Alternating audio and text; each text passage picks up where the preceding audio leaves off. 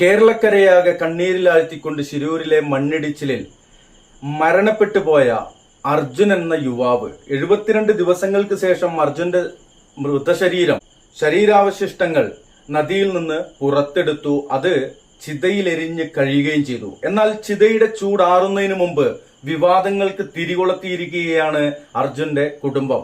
ഇന്നലെ കേരളത്തിലെ ഒട്ടുമിക്ക ദൃശ്യമാധ്യമങ്ങളും റിപ്പോർട്ട് ചെയ്ത ഒരു വാർത്താ സമ്മേളനം ഉണ്ടായിരുന്നു. അത് അർജുൻ എന്ന് പറയുന്ന ആളുടെ വീടിന്റെ സിറ്റ് ഔട്ടിൽ ഇരുന്നു കൊണ്ട് അർജുന്റെ അമ്മയും ഭാര്യയും അതുപോലെ അർജുന്റെ സിസ്റ്ററിന്റെ ഭർത്താവും അനിയനും ഒക്കെ നിരന്നിരുന്നു കൊണ്ട്, ഒരു സൈഡിൽ അച്ഛനടക്കമുണ്ട്, അവരുടെ കുടുംബം നിരന്നിരുന്നു കൊണ്ട് ഒരു വാർത്താ സമ്മേളനം നടത്തിയിരുന്നു. അതിന്റെ ഭാഗങ്ങൾ കാണിക്കാൻ ഉദ്ദേശിക്കുന്നില്ല. ഒരുവിധം എല്ലാവരും കണ്ടതാണ്. ഇല്ലെങ്കിൽ ഒരുവിധം എല്ലാ ചാനലുകളിലും അതിന്റെ വീഡിയോ അവൈലബിൾ ആണ്. അതിൽ പറഞ്ഞ ചില കാര്യങ്ങൾ അതാണ് ഹൃദയത്തിൽ കൊണ്ടത്. അതുകൊണ്ട് തന്നെയാണ് ഇന്ന് ഈ ഒരു വീഡിയോ ചെയ്യുന്നതും. അർജുൻ ഡ്രൈവറായിട്ട് ജോലി ചെയ്തിരുന്ന ടോറസിന്റെ ഉടമസ്ഥൻ മനാഫിനെതിരെയാണ് അവര് ശക്തമായിക്കൊണ്ട് രംഗത്ത് വന്നിട്ടുള്ളത്. കൂട്ടത്തിൽ ഈശ്വർ മാൽപ്പയുടെ പേരും അവര് പരാമർശിച്ചിട്ടുണ്ട്. അർജുന്റെ കുടുംബത്തിന്റെ ആരോപണം, മനാഫ് എന്ന് പറയുന്ന വ്യക്തി യൂട്യൂബ് ചാനൽ ഉണ്ടാക്കിക്കൊണ്ട് ആ ചാനലിലൂടെ വീഡിയോ പുറത്തു വിട്ടുകൊണ്ട് പണം സമ്പാദിക്കുന്നു. അതിനു പുറമെ അദ്ദേഹം പല ആളുകളെയും കൺവിൻസ് ചെയ്യിപ്പിച്ചുകൊണ്ട്, ഇവരുടെ ദുരിതം പറഞ്ഞുകൊണ്ട്, ഇവരുടെ അവസ്ഥ വിശദീകരിച്ചുകൊണ്ട് അവരിൽ നിന്ന് പണം സ്വീകരിക്കുന്നു എന്നുള്ള കാര്യമാണ് ഇവർ പറഞ്ഞത്.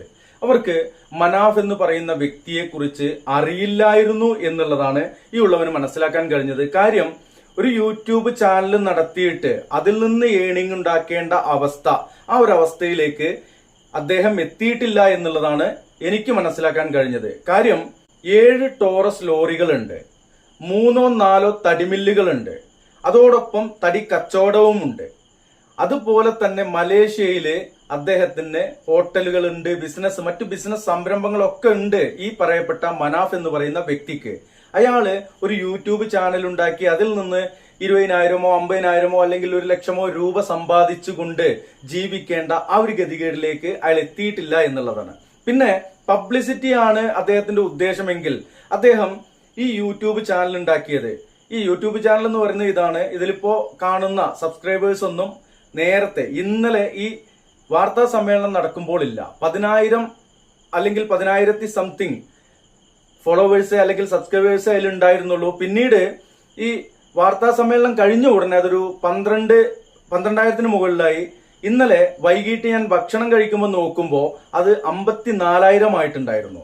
അത്രയും ആളുകൾ അതിലേക്ക് വന്നത് ഇങ്ങനെ ഒരു യൂട്യൂബ് ചാനലുണ്ട് എന്നുള്ളത് ആളുകൾ അറിയുന്നത് ഈ വാർത്താ സമ്മേളനത്തിലൂടെയാണ്. അത് മോണിറ്റൈസ് അല്ല എന്നുള്ളതാണ് ഇന്നലെ വരെ കണ്ടപ്പോൾ മനസ്സിലാക്കാൻ കഴിഞ്ഞത്. അതിൽ നിന്ന് അയാൾക്ക് പണമൊന്നും കിട്ടുന്നില്ല. പിന്നെ പബ്ലിസിറ്റിക്ക് ആ യൂട്യൂബ് ചാനലിന്റെ ആവശ്യമുണ്ടോ? ബാക്കി എത്ര ചാനലുകള്, TV ചാനലുകൾ, യൂട്യൂബ് ചാനലുകൾ ഒക്കെ അദ്ദേഹത്തിന്റെ വീഡിയോകൾ പുറത്തുവിട്ടതാണ്. ഏത് പത്രത്തിലാണ് അദ്ദേഹത്തിന്റെ ഫോട്ടോ വരാത്തത്? മറ്റു പല ആളുകളും അദ്ദേഹത്തെ ആദരിച്ചുകൊണ്ടിരിക്കുന്നു, അദ്ദേഹത്തിന്റെ വീഡിയോകൾ ചെയ്തുകൊണ്ടിരിക്കുന്നു. ഒരു പബ്ലിസിറ്റിക്ക് വേണ്ടിയിട്ട് ഒരു യൂട്യൂബ് ചാനൽ തുടങ്ങേണ്ട ഗതികേടും ഈ ആൾക്കില്ല എന്നുള്ളതാണ് ഇവളവൻ മനസ്സിലാക്കാൻ കഴിഞ്ഞത്. അവിടെ ആരോപിച്ച ആരോപണങ്ങൾ, മനാഫിനെതിരെയുള്ള ആരോപണങ്ങൾ, യൂട്യൂബ് ചാനൽ ഉണ്ടാക്കി എന്നുള്ളതാണ് വസ്തുത. ആദ്യഘട്ടം തിരച്ചിൽ നിർത്തിവെച്ച ശേഷം അർജുൻ വിഷയം മാധ്യമങ്ങൾ അവഗണിച്ചപ്പോൾ ആ വിഷയം സജീവമാക്കി നിർത്തുവാനും ജനങ്ങളിലേക്ക് എത്തിക്കാനും മനാഫ് കണ്ട വഴിയാണ് യൂട്യൂബ്. ഈ അർജുന്റെ സംസ്കാരം കഴിഞ്ഞതിന് ശേഷം എന്നല്ല, അതിനു മുമ്പ് തന്നെ അതിൽ അവസാനത്തെ വീഡിയോ വന്നിട്ടുണ്ട്. നിങ്ങൾക്കൊക്കെ നോക്കിയാൽ കാണാം. ഇനി അദ്ദേഹം അതിലേക്ക് വീഡിയോ ചെയ്യുന്നു പറഞ്ഞിട്ടുണ്ട്. ഇന്നലത്തെ ഒരു മാധ്യമത്തിനോട് പറഞ്ഞ കാര്യത്തിൽ അദ്ദേഹം വീഡിയോ ചെയ്യുന്നു പറഞ്ഞിട്ടുണ്ട്. എന്തായാലും തുടങ്ങിയിട്ട് ഒരു മാസത്തിനുള്ളിൽ ചെയ്ത വീഡിയോകൾ മാത്രമാണ് അതിലുള്ളത്. അത് ഈ മാധ്യമങ്ങളെല്ലാം നിർത്തിയ സാഹചര്യത്തിൽ അദ്ദേഹം അത് തുടങ്ങി. അതിനുശേഷം അർജുനെ കിട്ടിയപ്പോൾ അത് അവസാനിപ്പിക്കുകയും ചെയ്തു. അദ്ദേഹത്തിന്റെ ഉദ്ദേശം ഇത്രേ ഉണ്ടായിരുന്നുള്ളൂ. പിന്നെ ആരെങ്കിലും അദ്ദേഹത്തിനെതിരെ വരുന്ന സമയത്ത് 4 ആളെ അറിയിക്കുവാൻ ഒരു മാധ്യമം എന്ന ആ ഒരു കാര്യമാണ് യൂട്യൂബ് ചാനൽ കൊണ്ട് അദ്ദേഹം ഉദ്ദേശിച്ചിട്ടുണ്ടായിരുന്നത്. അർജുനെ കണ്ടെത്തിയ ശേഷം അയാൾ ഒരു വീഡിയോ പോലും പോസ്റ്റ് ചെയ്തിട്ടില്ല. ഇതിലെന്താണ് തെറ്റ്? ഇത് കേൾക്കുന്ന ആളുകൾ ചിന്തിക്കുക. 2, അർജുന്റെ പേരിൽ പണം പിരിച്ചു എന്നുള്ളതാണ് പറഞ്ഞത്.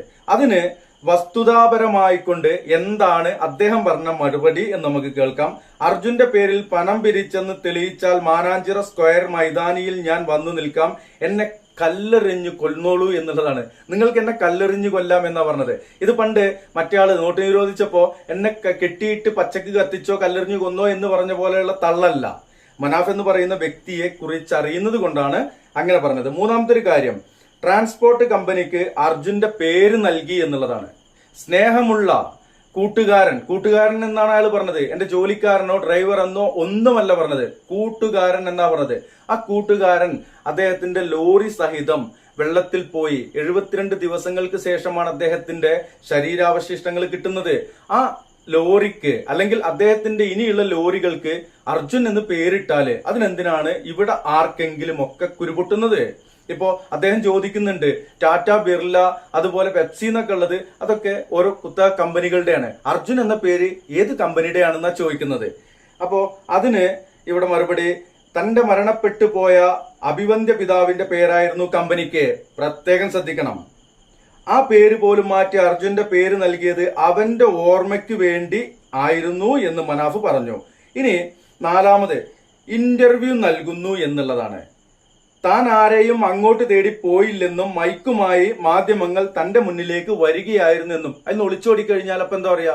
അവൻ ഒളിച്ചോടുന്നു, മിണ്ടാൻ സൗകര്യമില്ല, ജാടയാണ് അല്ലേ, ഇങ്ങനെയൊക്കെ പറയും. മിണ്ടിയാലോ അതും കുറ്റം. ഇതിലൊക്കെ എന്താണ് ഒരു തെറ്റ് എന്ന് ചിന്തിക്കുന്നവർ അളിയന്റെ പ്രൊഫൈൽ ഒന്ന് കണ്ടാൽ ആ സംശയം തീരും എന്നുള്ളതാണ് ഫേസ്ബുക്ക് പ്രൊഫൈല്. ആ പ്രൊഫൈൽ പിക്ചറുകൾ മാറ്റിയിട്ടില്ലെങ്കിൽ നിങ്ങൾക്ക് കാണാം. ഞാൻ എന്തായാലും കാണിക്കാൻ ഉദ്ദേശിച്ചിട്ടില്ല. അതുപോലെ തന്നെ അദ്ദേഹത്തിന്റെ ചോട്ടിലേക്ക് വന്നു കഴിഞ്ഞാലുള്ള അദ്ദേഹം സപ്പോർട്ട് ചെയ്യുന്ന ആ ഒരു പാർട്ടിയും ആ ഒരു സംഘടനയൊക്കെ മനസ്സിലാക്കാൻ കഴിയും എന്നുള്ളതാണ്. ഇനി അളിയന്റെ തള്ള് ഒന്നുകൂടി ശരിക്കറിയണമെന്നുണ്ടെങ്കിൽ മറ്റൊരു ടെക്സ്റ്റ് ഉണ്ട്, അതുകൂടി ഞാൻ ഒന്ന് വായിക്കുന്നുണ്ട്. ഞാൻ പൈസ പിരിച്ചിട്ടില്ല, എന്റെ സ്വത്തും മുതലും വിറ്റ കാശ് മുടക്കിയാണ് ഇത്രയും കാര്യങ്ങൾ ചെയ്തത് എന്നാണ് മനാഫ് ഈ വാർത്താ സമ്മേളനം കഴിഞ്ഞ ഉടനെ അതിന് പ്രതികരണമായിക്കൊണ്ട് അദ്ദേഹത്തിന്റെ ഭാഗത്തു നിന്നുണ്ടായ പ്രതികരണത്തിൽ പറഞ്ഞത്. ആകെ 10,000 സബ്സ്ക്രൈബേഴ്സ് മാത്രമുള്ള യൂട്യൂബ് ചാനലാണ് എന്റേത്. ഇന്ന് ഉച്ചവരെ 10,000 സബ്സ്ക്രൈബേഴ്സ് ആണുള്ളത്. ഉച്ച കഴിഞ്ഞാണ് പിന്നെ അത് കൂടിയത്. വൈകുന്നേരം 4 മണിക്കൊക്കെ 12,000 14,000 വരെയൊക്കെ ആയിരുന്നു. പിന്നീട് ഞാൻ നോക്കുമ്പോൾ നേരത്തെ പറഞ്ഞല്ലോ 54,000 ആയിട്ടുണ്ട്, ഇപ്പൊ കൂടിയിട്ടുണ്ട്. അവിടെ എന്റെ ഇടപെടൽ മൂലം ഒരുപാട് ശത്രുക്കൾ ഉണ്ടായിരുന്നു. അവരുടെ ഇടപെടലിൽ എനിക്കെതിരെ എന്തെങ്കിലും ഉണ്ടായാൽ എന്റെ ഭാഗം പറയാൻ മാത്രമാണ് ആ ചാനൽ ഉപയോഗിച്ചത്. തീർച്ചയായിട്ടും ആ ചാനലില് ഇപ്പോ ആ ഒരു മാസത്തിനുള്ളിലുള്ള ആ വീഡിയോകൾ ശ്രദ്ധിച്ചാൽ മനസ്സിലാക്കാൻ കഴിയുന്നുള്ളൂ. അർജുന്റെ സംസ്കാര ശേഷം ഒരു വീഡിയോയും അതിൽ ഇട്ടിട്ടില്ല. പണം ഉണ്ടാക്കാനാണെന്നുണ്ടെങ്കിൽ എത്ര വീഡിയോകൾ ഇടാം അല്ലേ? അപ്പോ ഇട്ടിട്ടില്ല. അവരെന്റെ കുടുംബമാണ്, അദ്ദേഹം പറയുന്നതാണ്. ഇനി എന്ത് പറഞ്ഞാലും ഇനിയും ഞാൻ പോകും. ആ മക്കൾ എന്റെ മക്കളാണ്, ആ അമ്മ എന്റെയും കൂടി അമ്മയാണ്, എനിക്ക് ഓരെന്റെ ഫാമിലിയാണ്. ഇതാണ് മനാഫിന്റെ ഹൃദയം ഉള്ള് എന്നുള്ളത്. ഇനി മനാഫിന്റെ മറ്റൊരു പ്രതികരണം കേൾക്കാം. 7 ടോറസ് ലോറി, ഞാൻ നേരത്തെ പറഞ്ഞ കാര്യം തന്നെയാണ്. 3-4 തടിമില്ലുകള്, തടി ഹോൾസെയിൽ കച്ചവടം, ആവശ്യത്തിലധികം കുടുംബസ്വത്ത്, മലേഷ്യയിൽ ഹോട്ടല്, അങ്ങനെ നിരവധി വരുമാനങ്ങള് അയാൾക്കുണ്ട്. പിന്നെ എന്തിനാണ് ഈ യൂട്യൂബിൽ ഇരുന്നിട്ട് വെറുതെ ചിലക്കുന്നത് അല്ലേ? ആ പണിയൊക്കെ ഒന്നുമില്ലാത്ത നമ്മൾ ചെയ്യുന്നതാണ് എന്നുള്ളതാണ് കൂട്ടത്തിൽ പറയാനുള്ളത്. ഇതിൽ ഏതാണ്ട് 40 ലക്ഷം രൂപ വില വരുന്ന ഒരു ലോറിയാണ്. അതവിടെ കളഞ്ഞേക്കൂ, എനിക്ക് അർജുനെ കിട്ടിയാൽ മതി എന്ന് അന്ന് മനാഫ് പറഞ്ഞിരുന്നു. ആ പറഞ്ഞത് കേട്ട ആളുകൾക്കൊക്കെ അതിന്റെ യാഥാർത്ഥ്യം മനസ്സിലാക്കാൻ കഴിയുമെന്നാണ്. ആ മനാഫാണ് വ്യൂവേഴ്സിനെ കൂട്ടി ക്യാഷ് ഉണ്ടാക്കാൻ യൂട്യൂബ് ചാനൽ തുടങ്ങി അതിലൂടെ വീഡിയോ ചെയ്ത് പിരിവ് നടത്തി എന്നൊക്കെ ജിതിൻ അളിയൻ പറയുന്നത് എന്നുള്ളതാണ്. അയാളുടെ പെങ്ങളുടെ ഭർത്താവാണ് കൂടുതൽ ആരോപണങ്ങൾ ആരോപിച്ചിട്ടുള്ളത്. ഇന്നലെ ഏതോ ഒരു നേതാവ്, സംഘപരിവാർ വിഭാഗത്തിലുള്ള ഹിന്ദു ഐക്യവേദിയുടെ ഏതൊരു സെക്രട്ടറി, ഏതൊരു ബാബു ഒക്കെ അവിടെ പോയിരുന്നു. അതിനുശേഷമാണ് ഈ ഒരു വാർത്താ സമ്മേളനം ഉണ്ടായി എന്നുള്ള ഒരു കാരക്കമ്പിയും കേൾക്കുന്നുണ്ട്. കാരക്കമ്പിയല്ല, സത്യം തന്നെയാണ് എന്നുള്ളതാണ്. അച്ഛ വീട്ടിൽ പറ്റിക്കൂടി എന്നിട്ട് അവരെ കൂടി വഴിതെറ്റിക്കാതെ പോയി വല്ല പണിയും എടുത്ത് ജീവിക്കാൻ നോക്കേണ്ട ജിതിനളിയ എന്ന് പറഞ്ഞുകൊണ്ടാണ് ആ ഒരു കാര്യം അവിടെ അവസാനിപ്പിക്കുന്നത്. ഇതൊക്കെയാണ് അവസ്ഥകള്, മനുഷ്യന്റെ അവസ്ഥകൾ ഇതാണ്. 72 ദിവസം എനിക്കെന്റെ വണ്ടി വേണ്ട, ആ ശരീരാവശിഷ്ടമെങ്കിലും കിട്ടിയാൽ മതി എന്ന് പറഞ്ഞുകൊണ്ട് അവിടെ തമ്പടിച്ചു നിൽക്കുകയും അവിടെ മറ്റു കാര്യങ്ങൾക്ക് വേണ്ടി തന്റെ സ്വത്ത് വിറ്റ് ആ കാശ് കൊണ്ട് അവിടെ നിൽക്കുകയും ചെയ്തിട്ട് എനിക്ക് ആ വണ്ടി കിട്ടിയിട്ടില്ലെങ്കിലും വേണ്ടില്ല, എനിക്ക് അർജുനെ കിട്ടിയാൽ മതി, അർജുനെ അവന്റെ വീട്ടിലെത്തിക്കണം, കൊണ്ടു കൊടുക്കണം എന്ന് പറഞ്ഞ് നിന്നിരുന്ന ആ ഒരു പാവം മനുഷ്യൻ, ആ മനുഷ്യനെ ഇവര് പലതരത്തിൽ വേട്ടയാടിയിരുന്നു. കുടുംബമല്ല, പല സംഘപരിവാർ ഐഡികളിൽ നിന്നും അതൊരു വീഡിയോ ചെയ്യണമെന്നുണ്ടായിരുന്നു. പിന്നെ പറഞ്ഞാൽ അധികമാകും എന്നുള്ള ആ ഒരു കാര്യം വെച്ചുകൊണ്ട് വീഡിയോ ചെയ്യാതെ പോയതാണ്. എന്തായാലും അദ്ദേഹത്തിന്റെ ആ ഒരു ഉത്തരവാദിത്തം എന്ന ആ ഒരു കാര്യം അത് അദ്ദേഹം ഏറ്റെടുക്കുകയും അത് പൂർത്തീകരിക്കുകയും ചെയ്തു. അവസാനം ഈ പറയപ്പെട്ട ഇദ്ദേഹത്തിന്റെ ഭൗതിക ശരീരം അവരുടെ വീട്ടുവളപ്പിൽ വന്ന് അത് മറവ് ചെയ്യുന്ന അവസ്ഥ വരെ, ആ ഒരു സമയം വരെ അദ്ദേഹം അതിനുണ്ടായിരുന്നു. പിന്നീട് ആരൊക്കെയോ അദ്ദേഹത്തെ അനുമോദിക്കുകയും കാര്യങ്ങളും ഉണ്ടായി. സന്തോഷം.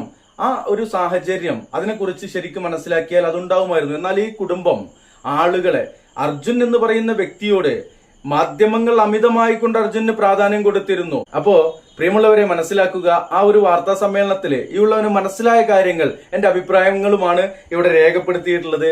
ആ ഒരു വാർത്താ സമ്മേളനത്തിൽ പറഞ്ഞ കാര്യങ്ങള് അത് വസ്തുതാവിരുദ്ധമായിരുന്നു എന്നുള്ളതാണ് ഇവിടെ മനസ്സിലാക്കാൻ കഴിഞ്ഞത്. ഇനി അവർ പറഞ്ഞ മറ്റൊരു കാര്യമുണ്ട്. ഒരു പ്രായമായ ഒരു സ്ത്രീ അവര് ഫോൺ ചെയ്തപ്പോ ആ ഫോൺ ചെയ്യുന്ന അത് ലൗഡ് സ്പീക്കറിൽ ഇട്ടിട്ട് അതിങ്ങനെ റെക്കോർഡ് ചെയ്ത് പുറത്തിട്ടു എന്നുള്ളതാണ്. ആ പറയുന്ന വാക്കുകൾ എന്താണ് എന്നുള്ളതാണ്. നമുക്ക് അതും കൂടി ഒന്ന് കേട്ടിട്ട് വീഡിയോ വൈൻഡപ്പ് ചെയ്യാം. താങ്കളെ വിളിച്ചൊന്ന് അനുമോദിക്കണമെന്ന് എനിക്ക് തോന്നി, അതുകൊണ്ടാണ് വിളിച്ചത്.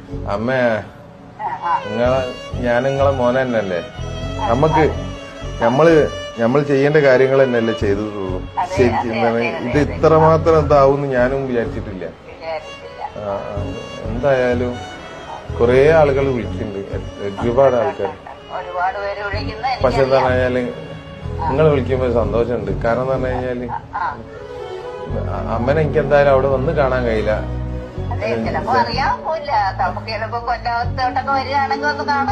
കൊല്ലത്തല്ലേ, ആയിക്കോട്ടെ. എപ്പോഴെങ്കിലും വരുമ്പോ കാണണം മനാഫേ. എനിക്ക് ഭയങ്കര സന്തോഷം എന്ന് പറഞ്ഞാൽ ഇപ്പോഴത്തെ ആളുകളുടെ ഒരു സ്വഭാവം വെച്ച് ഇത്രയൊക്കെ ചെയ്യുന്ന ആളുകളെ നമുക്ക് കാണാൻ കിട്ടത്തില്ല.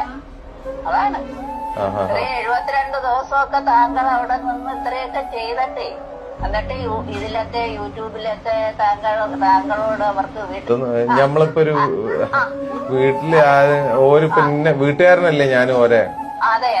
ഞാന് സ്വന്തം ജ്യേഷ്ഠൻ തന്നെ. അതെ, അർജുന്റെ ജ്യേഷ്ഠന്മാരാണ് നമ്മള്. അപ്പൊ ഞമ്മക്കൊരു നന്ദി ഒരു പറയേണ്ട ഇത് തോന്നിയില്ല. നമ്മളൊന്ന് ചെയ്യുന്ന വേറൊരാണ്ട് നന്ദി കിട്ടാനല്ലല്ലോ. എല്ലാം അതാണ് കാര്യം. നമ്മള് എന്തെങ്കിലും ചെയ്യുന്നത് മറ്റൊരാളുടെ നന്ദി കിട്ടാനല്ലല്ലോ എന്നുള്ളതാണ്.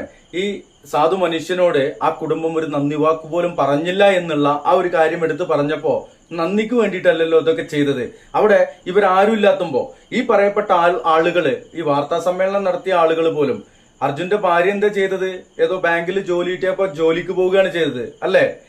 അപ്പോൾ പോലും അവിടെ തമ്പടിച്ച് നിന്നിരുന്ന, അവിടെ ആ അപകടം നടന്ന അന്ന് മുതൽ പിന്നെ മുഖ്യമന്ത്രിനെ കാണാൻ തിരുവനന്തപുരത്തേക്ക് ഒന്ന് പോയി വന്നു എന്നുള്ളതാണ്.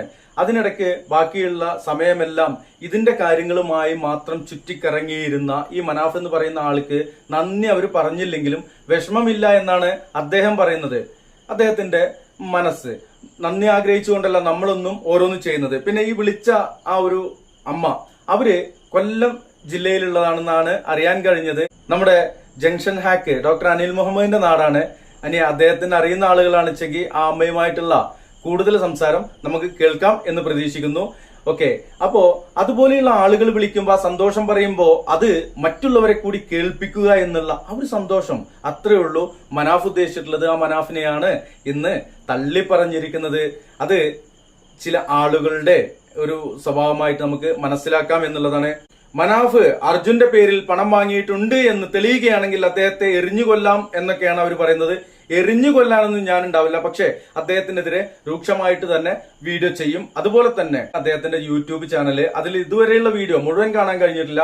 അതിലേതെങ്കിലും അദ്ദേഹം ദുരുദ്ദേശപരമായിട്ട് എന്തെങ്കിലും പറഞ്ഞിട്ടുണ്ട് എങ്കിലും തീർച്ചയായിട്ടും അത് സംബന്ധമായിട്ട് വീഡിയോ ചെയ്യും. അല്ലാത്ത നിലയ്ക്ക് അദ്ദേഹം ചെയ്ത ആ സ്തുത്യർഹമായ ആ ഒരു പ്രവർത്തനം അത് അപ്രിഷിയേറ്റ് ചെയ്യുക തന്നെ ചെയ്യും.